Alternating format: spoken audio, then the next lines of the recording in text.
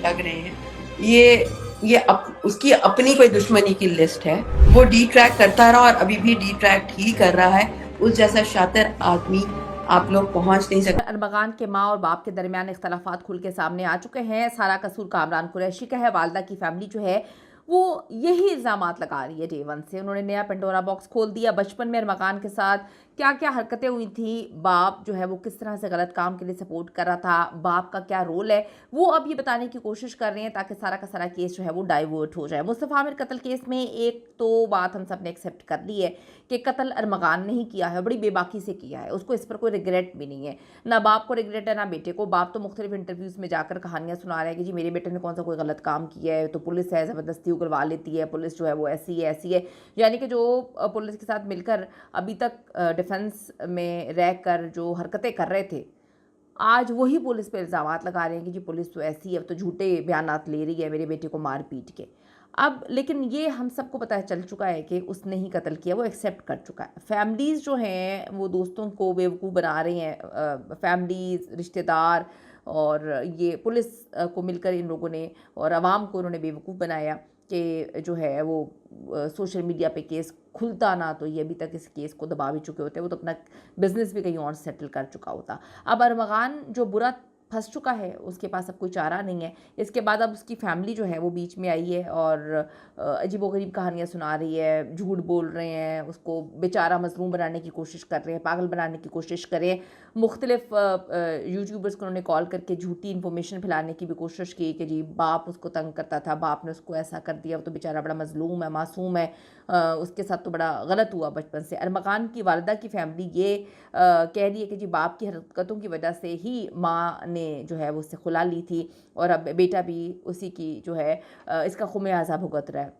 अब ये इन्होंने कहानी सुनाई है, लेकिन हकीकत ये है कि अरमगान कोई 12 साल का बच्चा नहीं है, 28 साल का वो नौजवान है और तशद्दुद, मनशियात, क्रिप्टो, असलहा, ख़वातीन का धंधा, हर चीज़ गंदगी जो है वो गलाजत से भरी उसके क्रेडिट पे है। मारना पीटना, गोलियां चलाना, लड़कियों के साथ जो सलूक करता है, कॉल सेंटर में जो मामलात होते हैं, हर चीज़ सबके सामने है।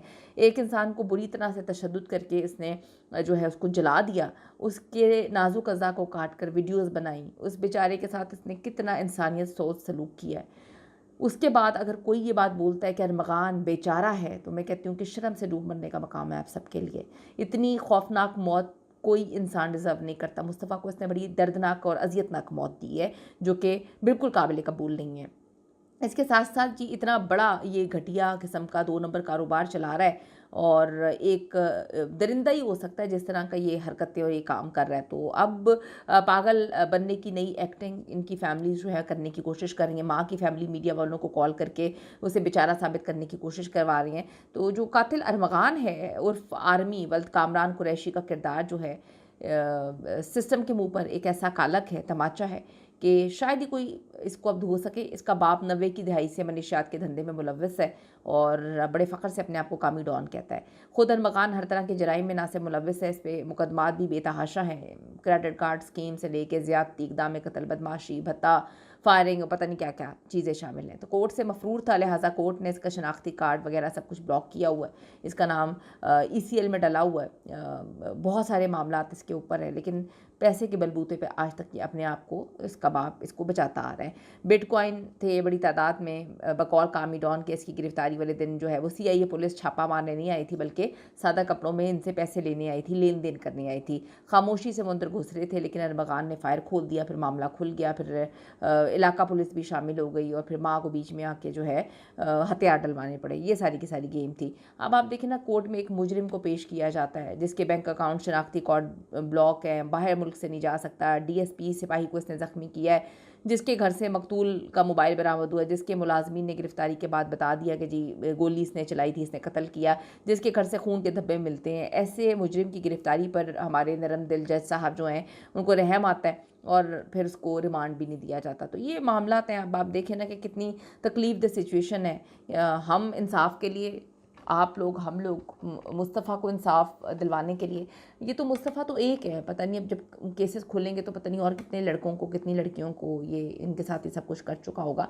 तो अगर इस दरिंदे को कैफरे किरदार तक नहीं पहुंचाया जाता तो ट्रस्ट में ये तो बड़ा खौफनाक सिचुएशन है। पहले इस मुल्क के हालात हम सब ने देखे हुए हैं, और इस तरह के दरिंदे अगर बाहर घूमेंगे जो छोटी छोटी बात पे गोलियां मारते हैं, फायर खोल देते हैं, तो फिर किस तरफ मामला जाएंगे। हुकूमत वक्त से मुतालबा करते हैं कि इस पूरे नेटवर्क को बेनकाब करके इस दरिंदे को जो है कत्ल की सज़ा, जो इसने बड़ी ही बेरहमी से कत्ल की है मुस्तफ़ा का, इसको सख्त से सख्त सज़ा मिलनी चाहिए।